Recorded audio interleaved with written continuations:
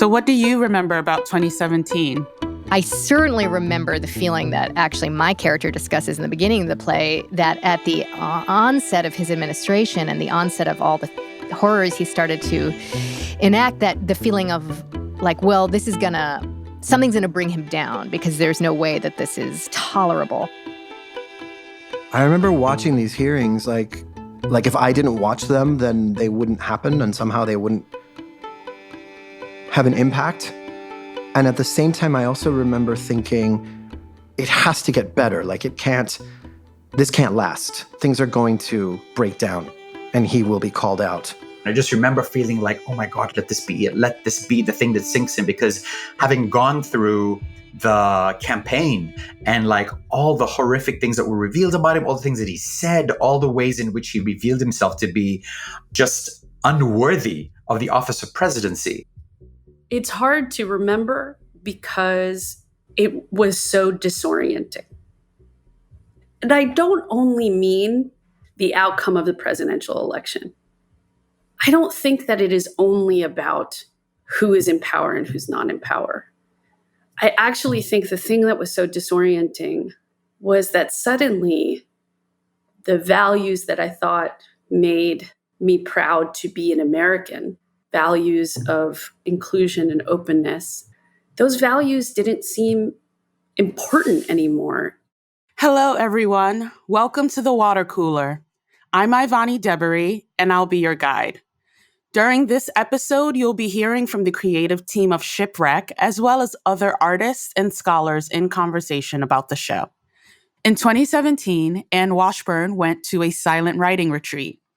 This was the unruly first year of the Trump administration. Highly charged political discourse permeated practically every conversation. I had decided before I went to the retreat that whatever had happened in the news, like right before, would be the thing that I would really sort of look at closely. I had made this decision months before. And so that week was the week of Comey's testimony before the Senate Intelligence Committee. And as I was in the van to the retreat location, somebody told me, Oscar Eustis is being interviewed by the FBI. It was like this little bit of hot theater gossip. No, it's the Secret Service. Well, I have to say it was the summer of 2017 that my production of Julius Caesar happened in the park, which was an obvious, an almost ham-handed, sledgehammer-like equation of Julius Caesar with Donald Trump and of the senators who ultimately assassinate him with the progressive wing of American politics. That's Oscar Eustis, artistic director of the Public Theater, who directed the controversial Shakespeare in the Park production of Julius Caesar. What I didn't realize is that I was in a new world where the other side was far more expert than we were at taking an image and spinning a fake narrative out of it and making that the subject of attention. What was your experience reading Shipwreck for the first time? I was so frightened and shocked and moved by it. And as the play went on, I became utterly fascinated by it. This is important and magnificent and thrilling, and I can't wait to be part of it. I suppose when I first read it, I did have an oh my fucking God moment. That was Jeannie O'Hare, former director of New Work Development at the Public Theater. It was one of those plays, occasionally you read a play, where and I like reading plays on paper, I had to put it down and walk around my office and then sit down again and read it again. So it's one of those plays. It had it had a big impact on me. Saheem Ali has been struck by the play's evolving and deepening significance. This play has taken on such extraordinary resonance every time that it's been performed. There was a production in London that happened during Brexit. And so that conversation was very, very much affected by the sense of upheaval that the UK was going through at that time. He's talking about Rupert Gould's production at London's Almeida Theatre in February 2019. We're dealing with the complete disaster of and paralysis of the post-Brexit referendum. So I was really drawn to Shipwreck as a story predominantly about people my age, which I know is sort of narcissistic, but I think it was I was very curious about what it meant to be at that stage of life politically, both in terms of what my generation had grown up through politically, but also what it means to be at that point when you are, maybe thinking about family or property or all those things in a very idiosyncratic way. So I was very drawn to that. At the time, there was no shortage of comparisons between the political landscapes in the UK and US. Two leaders rising to power on platforms fueled by anti-immigrant, anti-establishment rhetoric striking a specific, fearful chord with roughly half of the voting population. Boris is becoming less of a figure of fun than he was through COVID. But he has this sort of innate buffoonishness, and maybe there was sort of parallels with Boris and Trump in the play a bit that the audience sort of enjoyed and picked up on. I think now Trump is perceived with much more fear and anxiety over here. I'm speaking as a Brit, and it is a very, very American play. It explores the minutiae of how an American liberal can atomize an argument, and atomize an argument to the point where the drive to action is taken out of the argument. What is the relationship between knowing something ought to be done and actually doing it? We jump forward a year to January 2020, where rehearsals are taking place for the American premiere at Woolly Mammoth Theatre Company in Washington, D.C.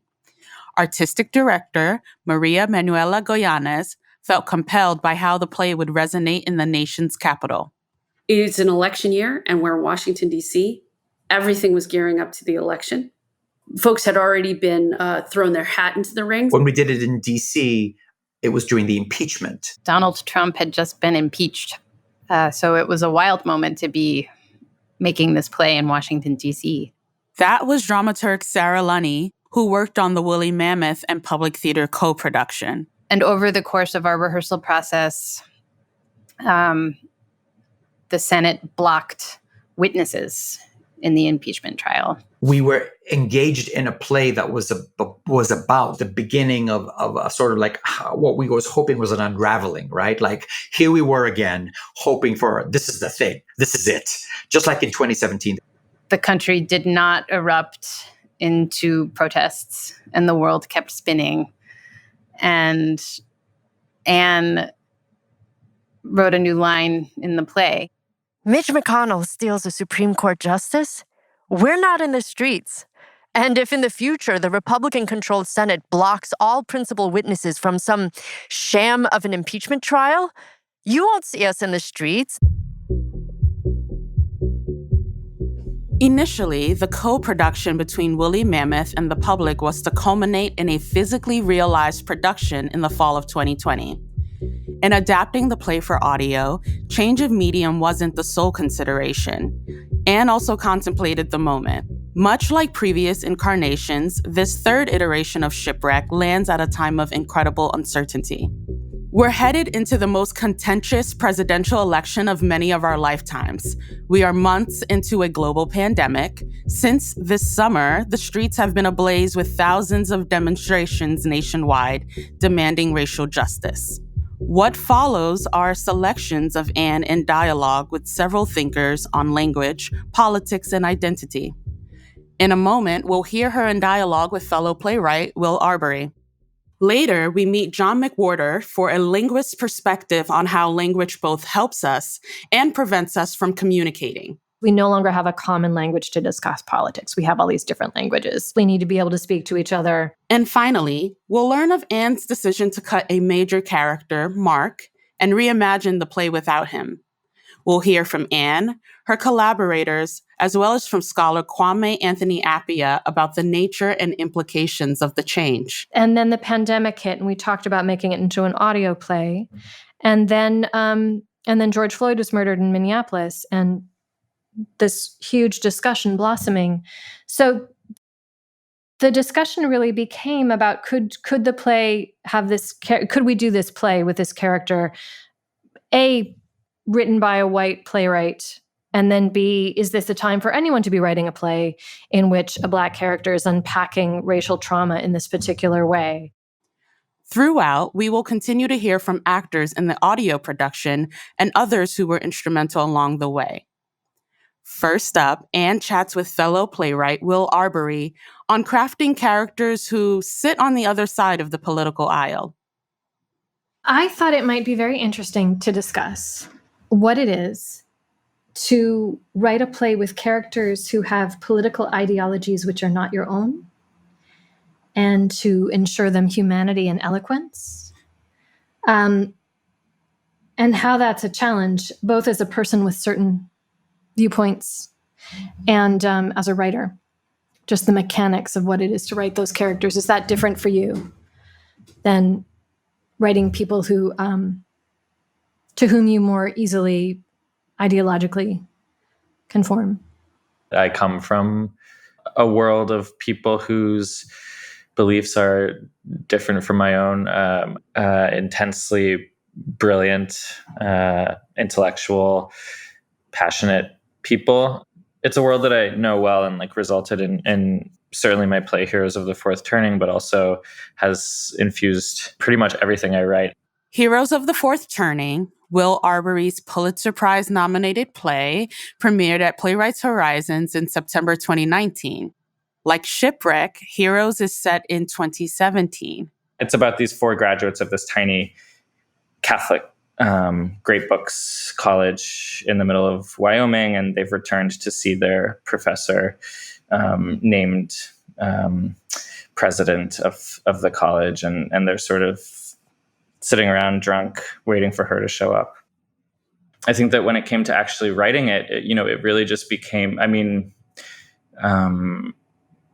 it just became about letting these characters take over. And any time that I felt myself slipping in there, or sort of imposing some sort of authorial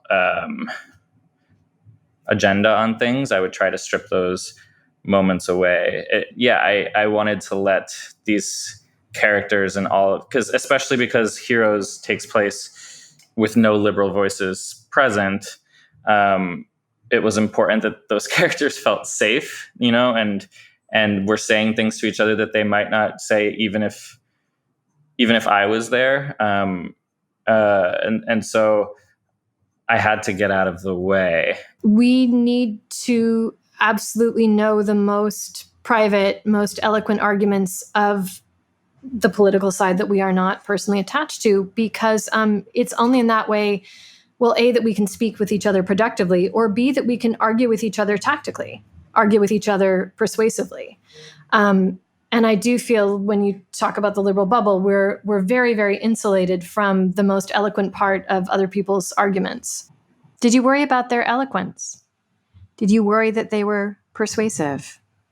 I think I was less worried about persuading people, because I think that might have actually been something that I was unconsciously striving for. Like, if they're not persuasive, then they're not going to be, then I will have failed to some degree. Like, they need to be compellingly thoughtful people. I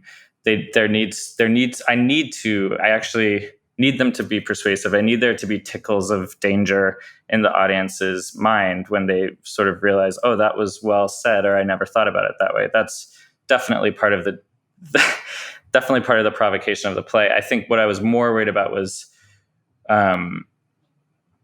alienating people. I didn't want people to feel attacked by the play, even if I was trying to tell the truth about certain, at times hateful things that might be said behind closed doors. I think I was especially worried about alienating, people of color, queer people, or immigrants. I wasn't that worried about alienating white liberal New Yorkers. That was actually I was sort of hoping that there was a degree of that, of sort of putting whiteness under the microscope and sort of implicating white people in a way that they're not used to.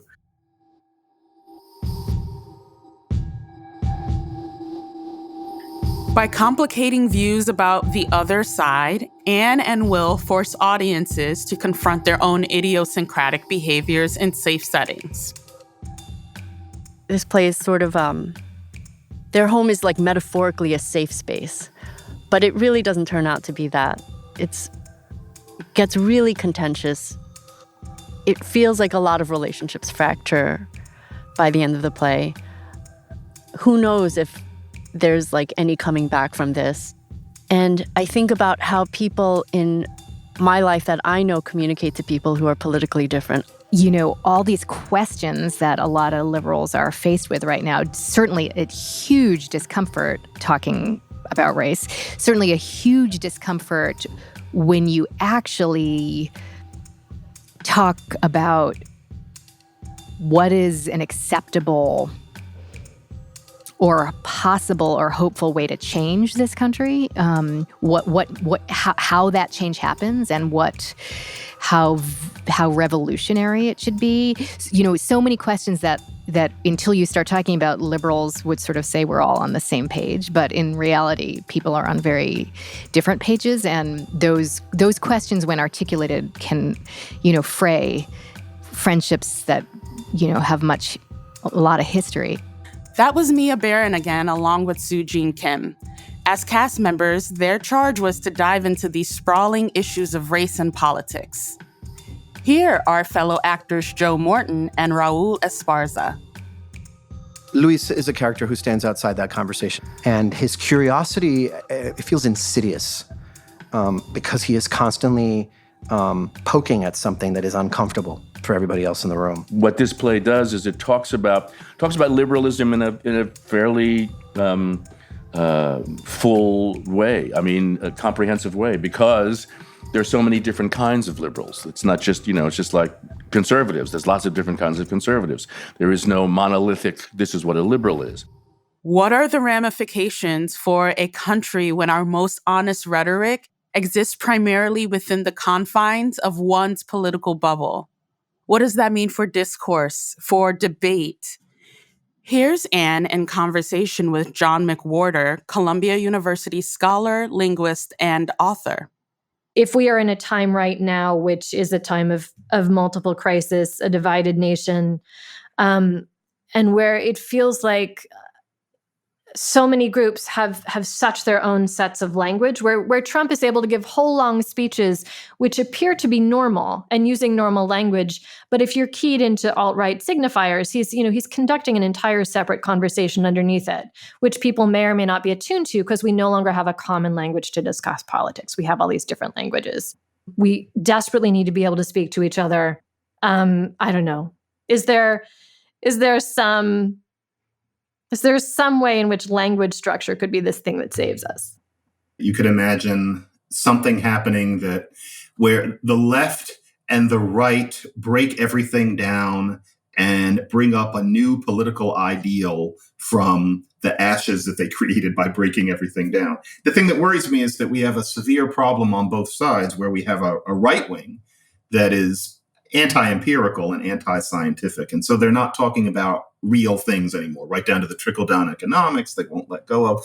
But then we have a hard left, which has become especially influential, I think, after social media settled in. And that really kicks in about 2012. And it's this particular radical ideology that I'm mentioning. And I don't mean radical as a slam, but just the idea that there needs to be some profound upending of general procedure, including what we think of as intelligence, what we think of as morality. So we would need a whole new way of looking at things, and that would even include language. So yeah, it's nice to imagine that, to take everything, break it down, and look at categories and procedures and phenomena in new ways and have new labels. That happens very slowly in real life, but it is where one needs to go. I'm thinking a lot about the construct which white liberals use to not talk about race, and what a particular structure it is. And so I really just wanted to ask you, what is that to have a language structure which is about non-communication rather than communication? I think that what we have to always understand, and I think you certainly understand this because you write characters using language is that making statements about what's around us is a very small part of what language is for. Just as often, we're not making statements about what's going on around us. We are establishing whether or not we feel the same way about things. That's part of being a social person. Language is a social tool. So an awful lot of what we say certainly rubs nouns and verbs together, but what we're actually doing is making sure that everything is okay and that there isn't about to be any kind of social stress. And so that's why many people in many cultures are uncomfortable ever being completely silent.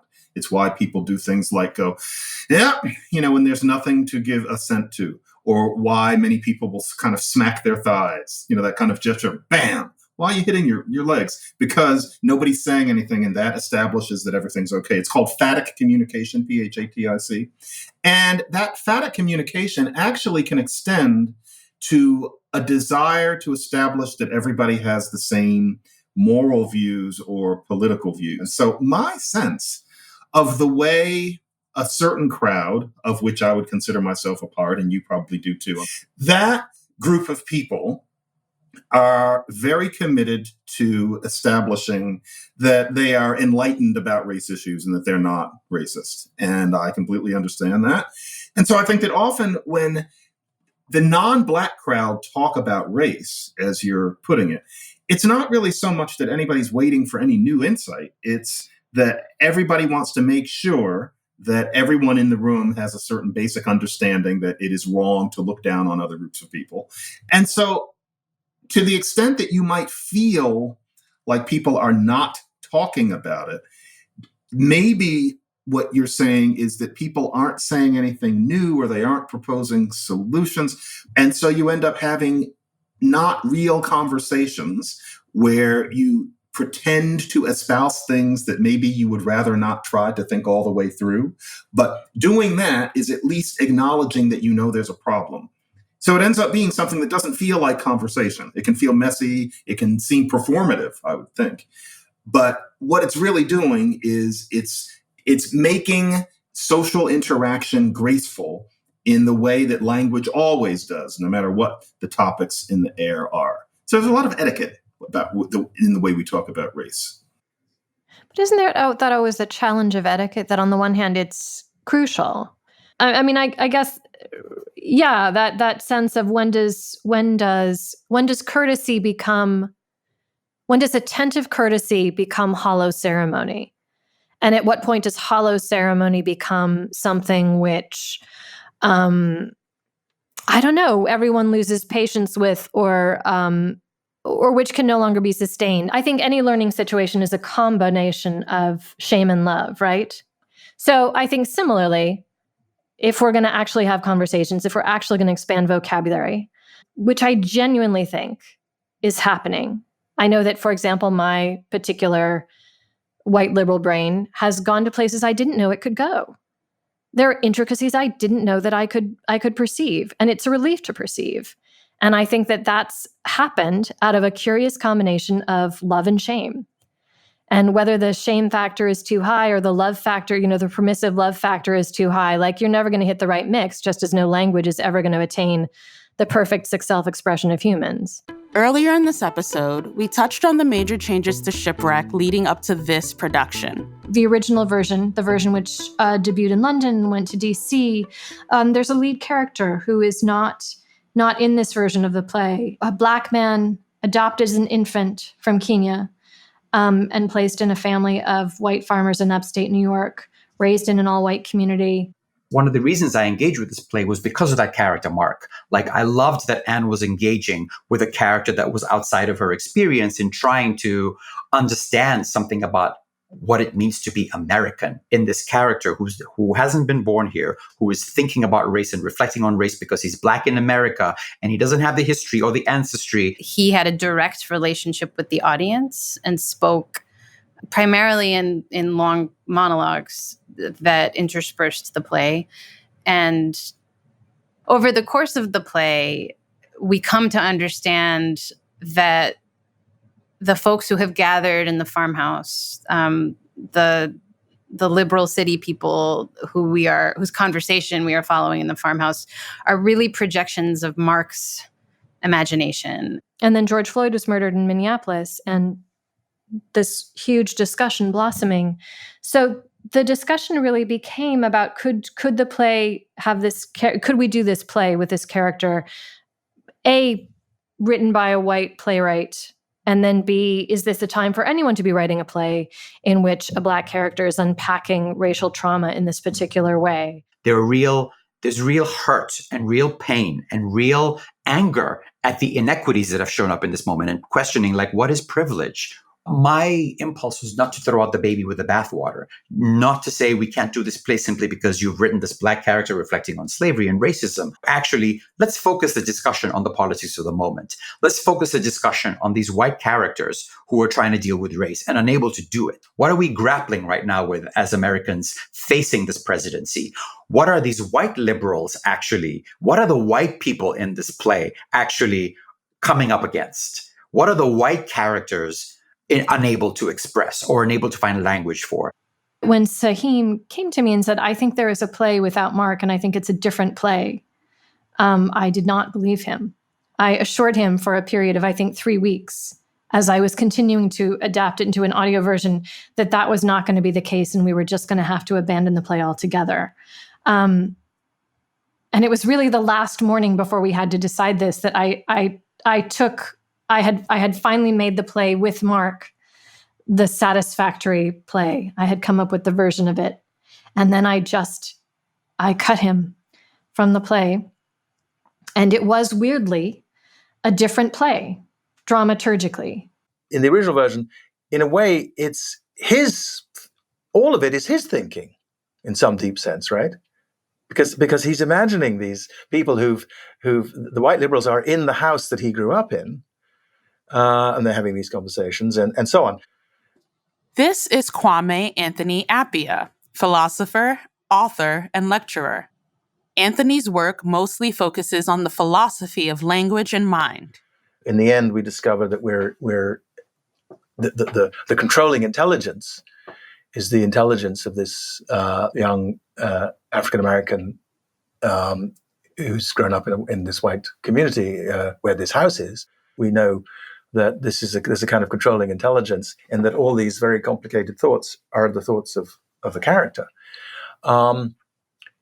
Now, as it were, the play's argument without Mark presupposes the reality of a kind of certain liberal failure to face up to the reality of white supremacy in America. The thing that was interesting to me, it puts you in a really different relationship to the liberals in the House. And certainly as a white liberal, I entered into this conversation differently because I didn't have this point of Mark is an overarching narrator. He controls the entire thing ultimately. And if Mark were there would be the possibility of responding by saying, well, that's just Mark's claim about people. All right. Whereas now, if we trust the play, we have to face the thought that, there really might be people like this. In fact, we know some of them, and this might be a real problem that we can't put off by suggesting that it's the result of a failure of interpretation on the part of an imaginary intelligence, the Mark's imaginary intelligence. So that's one way in which I think it makes it more directly. I mean, it's not that that other set of questions isn't fantastically interesting. As I say, I think it is fantastically interesting, but now the question is, as a reader, what I'm thinking, I'm being invited to a diagnosis of a problem, right?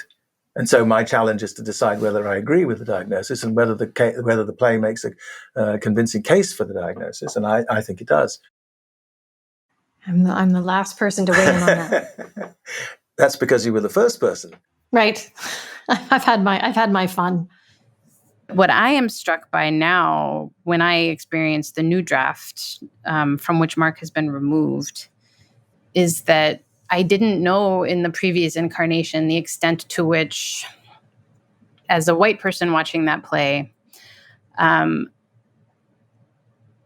Mark framing the scenes with those well-meaning, urban-dwelling liberal people in that farmhouse, those scenes being mediated through the mind of Mark, I think gave me a way to distance myself from those conversations, particularly when I began to see them through his critical gaze. I had the tendency to want to align myself with him and think of myself as being in the know and seeing the problem. With Mark gone, my relationship to those scenes is sort of like a valence closer. Then there's more of an immediacy to it. Now it really feels like the motor of the play is a community of non-Black, liberal identifying people being forced to reckon with their own assumptions and to confront their own responsibility for the situation in which we find ourselves in a more immediate way. I understood, especially, and Anne and I in our conversations understood that this is something to reckon with. And are we actually helping or hurting the conversation by hurling forward? And what Anne has done is going to publish these two plays side by side, and to have the DC London version and this radio version, and an essay in which she talks about just the thinking that went into the decision.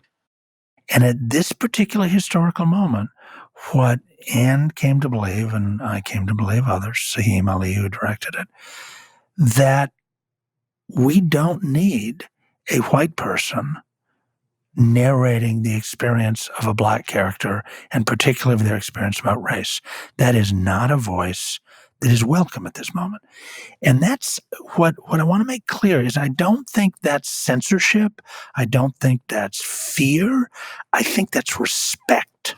The question isn't whether it's right or wrong to have written it any particular way or to have done it any particular way in the past. The question is a question about now, and not about the morality of playwriting. It's about why, in the present moment, we feel that character can't be there. And, I mean, there's also this interesting sort of dramaturgical issue, which is that it works extremely well, though in a different way, without him. But why can't he be there anymore? Well, we're at a moment of reckoning about race in American theatre.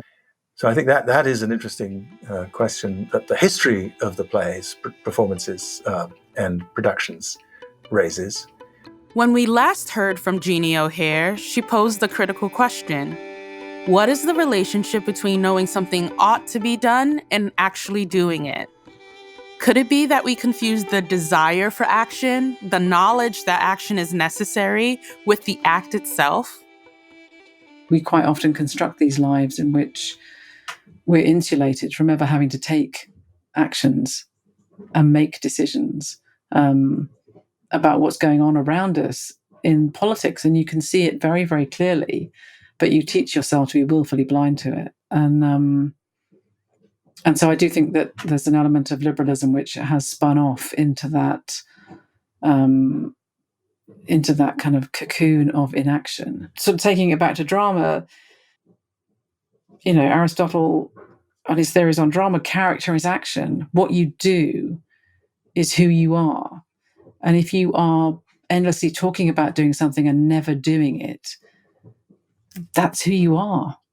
You are complacent and inactive, and you're actually apolitical because you're not doing anything. So character is action. That is what makes drama work. It actually ought to be what makes politics work too. I think what Anne Washburn is doing in this play is indicting herself and her friends. She is really deeply investigating what it is that is what is that feeling that is making her, be unable to enact real change as a citizen of this country. And why is that? Why does she feel so helpless in this moment? And why do her friends feel so helpless? Why is that so difficult?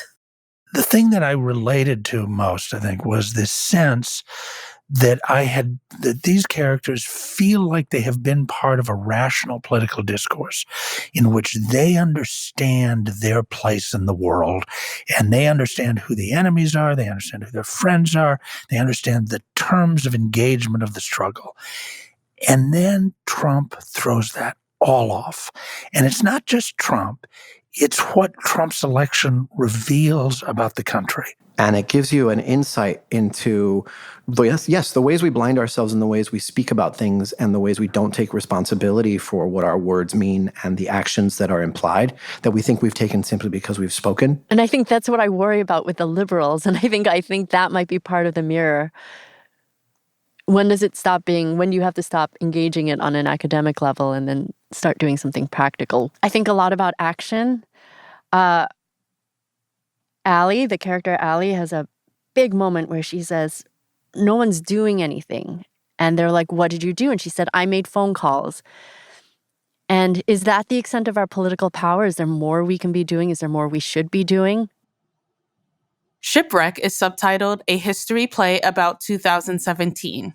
It examines the recent yet seemingly distant past as historical, events to be considered in juxtaposition to the densely packed events of the 3 years since and the social apathy that fermented political complacency. First, in London. I guess 2018, moving late into 2018, we're dealing with the complete disaster of the paralysis of the post-Brexit referendum. And many of the issues that the characters in Shipwreck talk about, not the issues, maybe the sort of identity of those issues resonated very deeply, I think, with what particularly metropolitan liberals of the kind that one associates, rightly or wrongly, with my theatre also were fretting about, because I think they had been complacent about the Brexit vote and complacent about the rise of populism and nationalism and national self-identity. Then, at the proverbial scene of the crime, Washington, D.C. We were rehearsing in D.C. in the middle of the impeachment hearings, and I remember that the week John Bolton was scheduled to come testify before the Senate and then was blocked from testifying was the week we were working on what felt like all week. I'm sure it was just a day or part of a day. We were working on the scene where, among other things, Allie talks about her, Allie talks about how during the Merrick Garland hearings, we should have been in the streets. We should have been out in the streets. We should have protested. We should have done something. And she didn't do anything. And all during that week, we're watching this scene and we're following the news. And it wasn't until the very end of the week, when all of it was over, that it occurred to me that this entire time, there we were, 4 blocks away from the Capitol. And not once during this entire week had it even occurred to me to trot over on the lunch break, with a sign, or even to go there and just stand and glare. It hadn't occurred to me. And finally, to October 16th, 2020. There have been these moments when history has come to the forefront because it relates so specifically to what is happening. And here we are now again in October of 2020, and we are weeks away from the election, and Ruth Bader Ginsburg has just passed away. And we're talking about the Supreme Court. And in the play, the liberals talk about Merrick Garland and why did we just roll over? Like, why did we accept? And Mitch McConnell says, the people decide. He's not saying that now. In an interview with the New York Times, preceding the world premiere of Shipwreck, Anne mused, "What is it like to put this time on paper?" She sought to capture the intricate, heated conversation and non-conversation of this moment. How we desperately reach for consensus or for conclusion and fall short, or fall flat, or overreach. Anne's play concerns itself with nothing less than the making of history. The confusion of knowing you are inside a pivotal moment, but not having any perspective on it, not knowing what you might be missing or how it will turn out. obsessed with the question of how you, even this very moment, through your action or inaction, are affecting the outcome. And so we stand in the calm before the storm, looking around, surveying the landscape before plunging into another unknown. And the ever-present question, will we act? I'm Ivani Debery. Thank you for joining us.